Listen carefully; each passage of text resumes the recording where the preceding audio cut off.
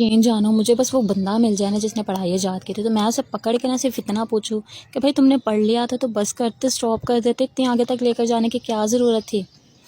हमारे बाल वाइट हो जाने लेकिन ये पढ़ाई नहीं ख़त्म होनी। पहले तो हमसे अच्छे तो पहले के लोग हैं जो मैट्रिक करके सुकून की ज़िंदगी जी रहे हैं। हम स्टूडेंट्स पर भी कोई तर्ज खा ले। अब तो मास्टर वालों की भी कोई वैल्यू नहीं है, कितना पढ़ेंगे भाई हम लोग।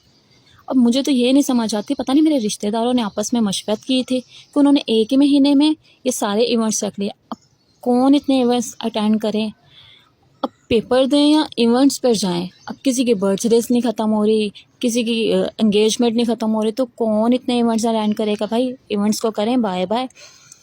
और लास्ट डेज़ में तो मैंने अपनी फैमिलीज़ वीडियोस भी डाल दी, बिकॉज़ मेरे पास कोई वीडियोस ही नहीं थी, क्योंकि मैं मेक ही नहीं कर पा रही ये इवेंट्स के चक्करों पे, और एग्ज़ाम्स के चक्करों में मैं कुछ रिकॉर्ड ही नहीं कर पा रही।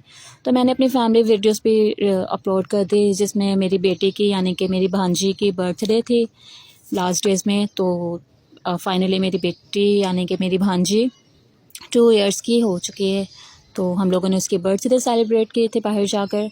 सो मेरे पास कोई और वीडियोस नहीं थे तो मैंने वो भी डाल थे। तो भाई अपने पॉइंट पर आए, मैं एक आर्टिस्ट हूँ और मैं अपनी आर्ट्स की वीडियो डालूँगी।